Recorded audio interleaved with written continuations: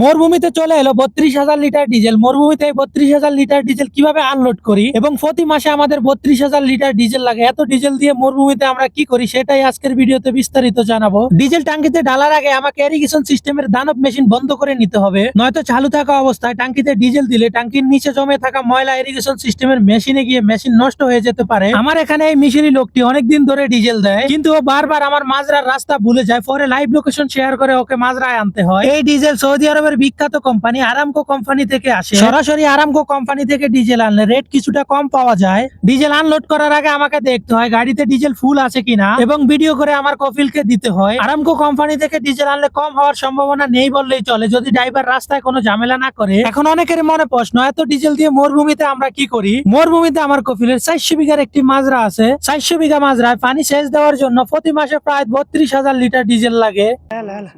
সকল সকল এখন হচ্ছে গিয়ে যে এখানে পাইপ লাগানো শেষ। এই যে এখানে হচ্ছে গিয়ে যে পাম্প আছে, পাম্প চালিয়ে দিলেই হইব। ঠিক আছে,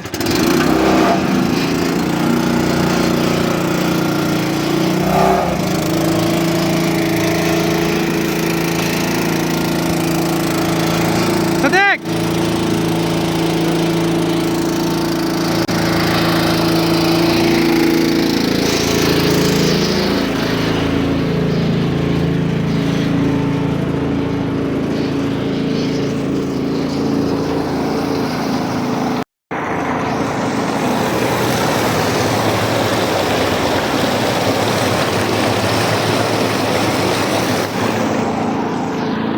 এই যে দেখেন আমি এখন ডিজেলের ট্যাঙ্কির উপরে আছি, আর ওই যে আমার ইরিগেশন সিস্টেম দেখেন আমি বন্ধ করে দিছি। ঠিক আছে, কারণ বন্ধ করে দেওয়ার কারণ হচ্ছে এখন যেহেতু ডিজেল ডালি নিচে, এই ট্যাঙ্কির নিচে হচ্ছে গেছে অসাক আছে, ঠিক আছে, ময়লা আছে। ওই ময়লা আবার মেশিনে গেলে মেশিন পরবর্তীতে খারাপ হয়ে যাব।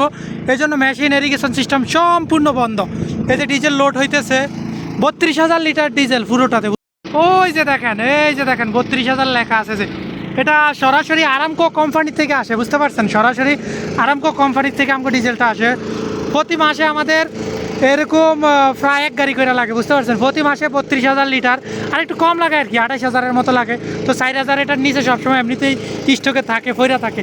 2-1 দিন যদি লেট হয় তাহলে হচ্ছে গিয়ে যে ওই 4,000 থেকে আর কি চলা যায়। আর যারা বলেন যে আমার হচ্ছে গিয়ে যে ঘর আছে, এই যে দেখেন মাজরার পুরো ভিউটা আজকে আপনাদেরকে দিতে পারছি। এই যে দেখেন আমার রাজপ্রাসাদ, আর এই যে দেখেন চতুর্দিক দিয়ে এই জায়গাটাতে হচ্ছে গিয়ে যে মূলত আমার থাকার এবং যত ওই মাজরার কার্যকলাপ আছে সব এখানেই হয়। এই মাজরাটা পুরো এরকম গোল, যার মাইজ বরাবর। এই দেখছেন এটা হচ্ছে গিয়ে যে ইরিগেশন সিস্টেম, এটা পুরো মাজরা গোল হয়ে ঘুরে। এই দেখেন মাজরাটা পুরো গোল, বুঝতে পারছেন? একদম গোল। দেখছেন কোনো জায়গায় কোনো ঘর নাই, এটাই হচ্ছে গিয়ে যে একমাত্র আমার থাকার ঘর। এই মাছরিদের কথা কয়ে লাভ নাই। ওরে আমি বলছি যে তুই দিন থাকতে আয়, আইসা এখানে ডিজেলগুলো নামিয়ে দিয়ে যা। ও কী করছে, এখন রাত্রে আসছে, বুঝতে পারছেন? আর ও হচ্ছে গিয়ে রাস্তা চিনে না। ওর লগে 1 ঘন্টা ফোনে কথা কয়ে তারপর হচ্ছে গিয়ে ওরে ঠিকানা, আমার মাজরার ঠিকানা দিতেছে। ও একবার এক দিকে জায়গা। এ দেখেন এখন রাত হয়ে যাইতে আছে, ঠিক আছে, মাগরিবের আজান দিয়ে লাইছে, এখন আসছে ডিজেল। বলেন কি একটা অবস্থা। ওরা আমি বললাম দিছি তুই দুপুরে আয়, ও কইতেছে হ ঠিক আছে। মানে ও হচ্ছে গিয়ে এখন রাত করে আইসে আমার এই জায়গায় ডিজেল নামিয়ে দিয়ে ও টিপ আরেকটা মারবো। ঠিক আছে, রাইতের এখান থেকে ও দেখা গেছে আমার এখান থেকে প্রায় 200 কিলোমিটার দূরের থেকে ডিজেল নিয়ে আসছে। তো যাইতে যাইতে ওই জায়গায় রাইতের হয়তো 1টা বাজে যাইতে পারে বা 12টা বাজে যেতে পারে। আমার এইগুলো নামিয়ে দিয়ে ও যায় আরেক জায়গায় হচ্ছে গেছে ডিজেল দিব, বুঝতে পারছেন? 2টা টিপ মারবো এই রাতের ভিতরে। এই জন্য হচ্ছে গেছে রাত করে আইসে আমার এখানে। এই যে ডিজেল শেষ, ক্লাস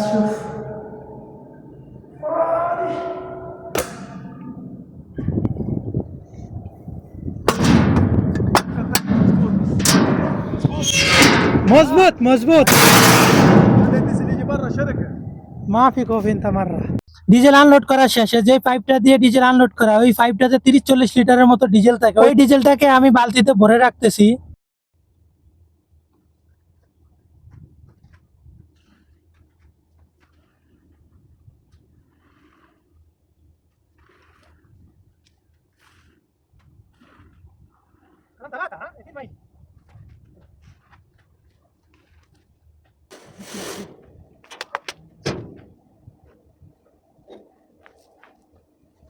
خلاص